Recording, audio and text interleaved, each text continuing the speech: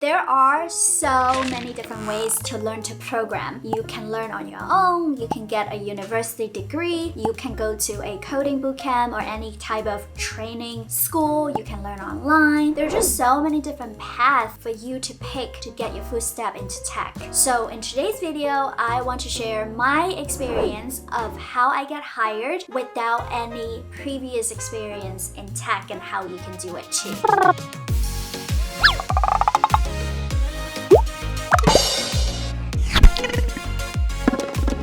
Hi everyone, welcome back to my channel. My name is Vicky May and I am a full-time software developer in New York City. In this channel, we are going to talk about everything about tech. So if you're interested in this type of topic, please consider subscribing. First of all, I wanted to say that I have a finance degree in college and my degree is definitely not in computer science. Even though currently I am pursuing a master's degree in computer science, but this is nothing related to how I got a job as a developer. This is something that I want to continue, expand my knowledge, and fill out that knowledge gap in software engineering. One of the biggest reasons that I decided to get into tech is because I love building things and improving the world with software. I originally had a finance degree and started my career as a business/data analyst. One of the biggest challenges that I get my footstep into tech is that not only you need to learn all the technical skills that you need to get into tech, but also you need to have the network and knowledge with the right people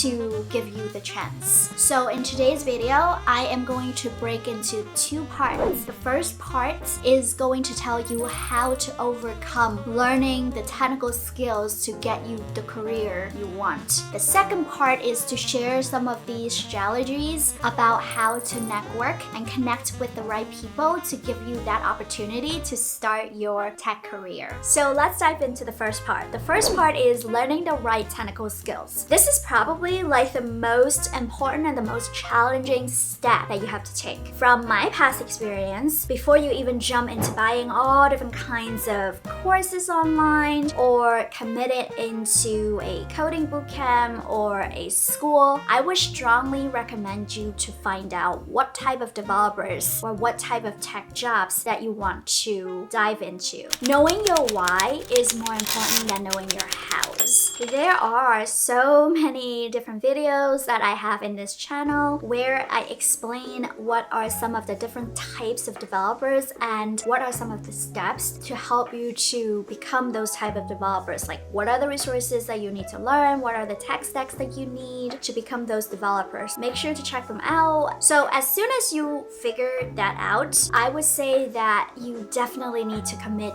your time and your energy into learning. Whether you're doing this on your own pace or with a educational institution, it is important to set time aside to make that commitment. A lot of times people would just give up. Look, it's not easy. It's not supposed to be easy, and that's why a lot of people give up and not everybody is a developer. I would tell you that the whole journey is going to be super long, but it's super rewarding. Looking back from the things that I've committed, the time that I committed, I would say it's definitely worth it. But if you have that interest, you have that why you're doing this, you will be able to commit the time and the effort and the energy into this career path. And if you have a full-time job in tech, but you're not a developer, you're not doing any type of development, I would say that definitely try to reach out to the engineering department, actively looking for mentors or someone who would be willing to set up one-on-one with you to help you out along the way. Even just giving you advice, even just giving you some directions, anything would definitely help you to kind of clear out some of the obstacles along the way. And in my past experience, I was lucky enough to have a bunch of mentors in my previous companies that I work at, and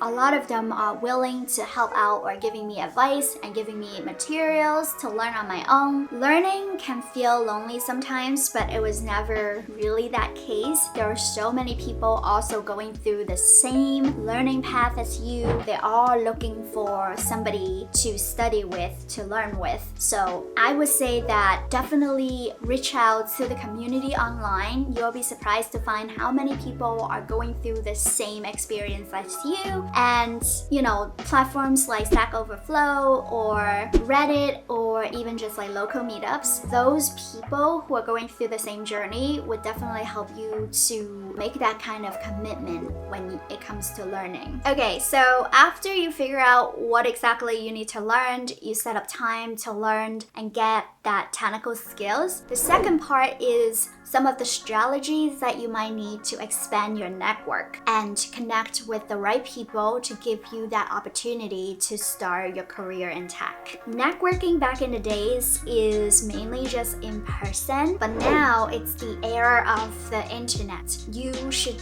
really take advantage of it. The first and the most important thing before I even talked more about this section is that you have to, you have to create a LinkedIn account. If you have not yet have any LinkedIn account, or if you have not interacted with LinkedIn at all, I would highly encourage you to go to Google, search for LinkedIn, and sign up for an account. There is no other options for you to be able to connect on the internet with other people and networks and be able to reach out to other people without any social presence. So one of the top priority for you is you need to have a LinkedIn account with a photo of yourself as a profile picture. So people know that you're legit, you're not a bot, you're a person, and you're not a scam. And I would say there's no other options if you don't have a LinkedIn account. I've had people who are not comfortable with creating a social presence. You're probably gonna have a hard time to look for jobs if you don't have a social presence, period. So highly encourage to do that for sure. For in person, I would suggest to go to local meetups to meet and collaborate projects with other people. So mainly for me is I'll go to local meetups to connect with developers. I would get their LinkedIn accounts. I would connect with them on LinkedIn, and I would also attend for hackathons. Hackathons is also a great way to work with experienced developers and being able to give them an impression on how well your technical skills are. So definitely try to find out different types of tech meetups and hackathons that you can attend, and make sure that you are taking the initiatives to ask somebody to connect with you on LinkedIn. It's definitely gonna be somewhat awkward, but everybody does it. Just at the end of the tech meetups, you just be like, hey, I know I had such a great conversations with you. I would like to connect with you on LinkedIn professionally. Would you mind giving me your LinkedIn information so I can connect with you? Simple as that, but helps a lot if you make that first step. The other trick that I have is to attend local tech conferences by volunteering to help. One of the quickest and easiest way to get access to tech conferences is by volunteering. Every year when they host tech conferences, they need a lot of help. So if you're willing to volunteer your time to help to host an event, it gives you a lot of opportunities to meet developers from all over the world for this tech event. So definitely look for opportunities to volunteer at tech conferences, because that way you not only get to attend to those tech conferences, but being able to have the opportunity to network with experienced developers and expand that network, and obviously ask them for LinkedIn accounts so you can connect with them professionally for the future.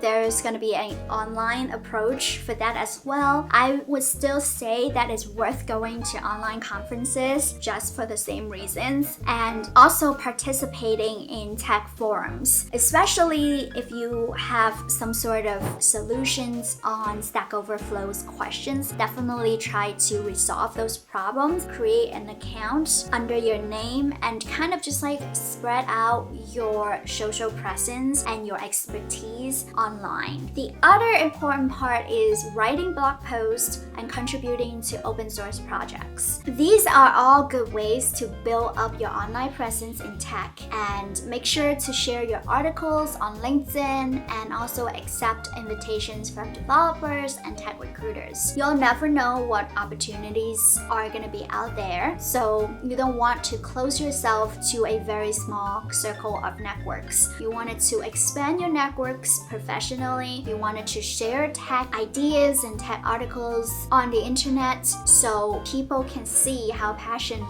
you are with tech and also just how much knowledge that you have in this field. Look, there will be a lot of obstacles along the way, but remember that why you're getting into tech, and make sure to find a way to remind yourself every day. It is easy for people to give up when their reasonings are superficial. So make sure when you are thinking about your whys, really dig into your deep thoughts about why you wanted to get into tech, what are the main reasons, what motivate you the most, and remind yourself every day, every week, every month.